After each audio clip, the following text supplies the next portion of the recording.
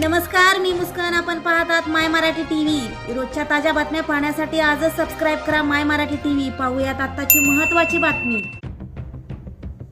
8 दिवसाचा अल्टिमेट, अन्यथा कार्यालयासमोरच आंदोलन.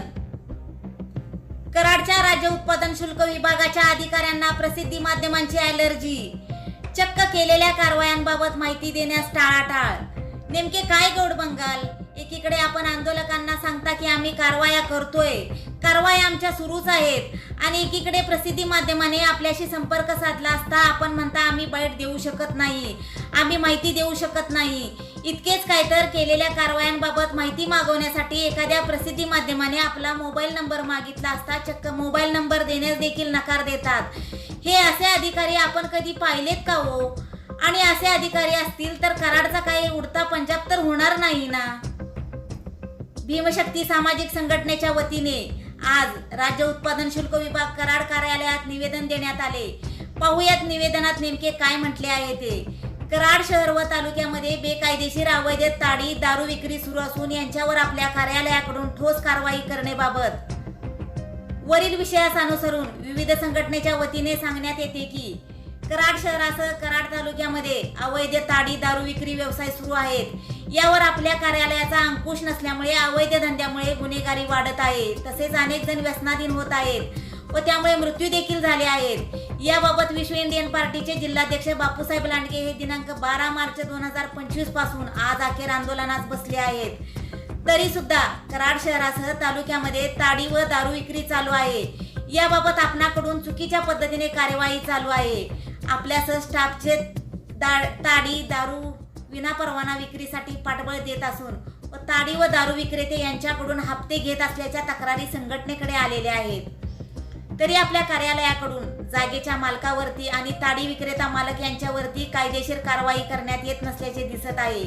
ताडी हे विषारी द्रव्य असून त्याची तपासणी करण्यात यावी व त्या कायद्याप्रमाणे गुन्हा दाखल करावा, अन्यथा आपल्या कार्यालयासमोर आम्ही तीव्र स्वरूपाचे आंदोलन करू, असा इशारा देखील त्यांनी यावेळी दिला. गेल्या काही दिवसापूर्वी सातारा जिल्ह्याचे पालकमंत्री शंभूराजे देसाई कराड दौऱ्यावर आले असता भीमशक्ती सामाजिक संघटनेचे सातारा जिल्हाध्यक्ष आनंदराव लादे यांनी शासकीय विश्रामगृह येथे पालकमंत्र्यांची प्रत्यक्ष भेट घेऊन त्यांना देखील याच विषयावरती निवेदन दिले होते. त्यावेळीच पालकमंत्र्यांनी संबंधित अधिकाऱ्यांना सक्त कारवाईच्या सूचना देखील केल्या होत्या. पालकमंत्र्यांचा आदेश व सूचना असताना देखील कराड शहरासह तालुक्यामध्ये पुन्हा तीच परिस्थिती जैसे ते परिस्थिती दिसत असल्याचे चित्र दिसून आल्याने आज पुन्हा एकदा राज्य उत्पादन शुल्क विभाग कराड कार्यालयातील अधिकाऱ्यांना जागे करण्याची वेळ आली. आता इथून पुढे अधिकाऱ्यांना नुसते जागेच करणार नाही तर वेळ प्रसंगी कार्यालयाला टाळे ठोकणार आणि अधिकाऱ्यांना काळे देखील फासणार, असे संतापलेल्या आंदोलकांनी आपले मत व्यक्त केले.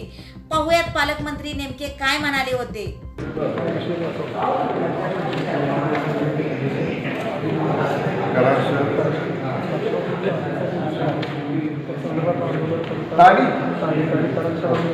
गाडीला लायसन आहे ना? बिगर लायसन. आता त्याचं एक्साईज माझ्याकडे होतं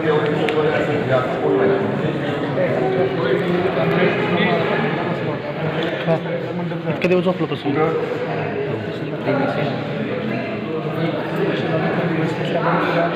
चौकशी लावा. सीसीटीव्ही मध्ये कोण दिसतंय का? सीसीटीव्ही वगैरे शोधा. दम वगैरे काम दिसतंय का मला? प्रांताधिकारी वॉशरूम आहे खाली. त्यांनी सुद्धा मिटिंग काल परवा घेऊन चांगल्या पद्धतीने सजेशन दिलं तुमच्या उत्पादन शुल्काला सुद्धा पोलीस प्रशासनाला सुद्धा. मी कोणाला सांगू सांगा? तुम्ही फक्त आता हेच आहेत कराडचे म्हणून तुम्ही त्यांना ओके. अमोल चांगला अधिकारी आहे. थोडंसं साडीसाठी थोडंसं आमची विनंती. गाडीवाले पण धरा, नाही तर आमच्या एक्साईजवाले लावा. आहे का कोणी एक्साईज? काय आपला हाच आहे ना अजून? दोन्ही नाही नाही, माझ्याकडचं आपला एसपीओ रवी, ते स्वतः आले. पहिलं नाव काय? यानंतर पाहूयात राज्य उत्पादन शुल्क विभाग कराड कार्यालयाच्या अधिकाऱ्यांना निवेदन दिल्यानंतर प्रसिद्धी माध्यमांना माहिती देताना काय म्हणाले. गेले 22 दिवस बापूसाहेब लांडगे कराड शहरामधले अवैध व्यवसाय बंद होण्याकरता आंदोलनाला बसलेले आहेत. परंतु आत्ताच्या इतिहासामध्ये आंदोलन करता बसतो आणि दुसऱ्या तिसऱ्या दिवशी उठतो, कारण लोकांचा समज आहे की काहीतरी ॲडजस्टमेंट किंवा काहीतरी त्याचं एक धोरण असून ते बसतो, पण ह्यामध्ये असली कुठलीही गोष्ट नाही. कारण कष्टकरी मागासवर्गीय समाज हा तळागाळातला हा माझा समाज हे ताडी पिऊन पूर्णपणे उद्ध्वस्त होत निघालेला आहे.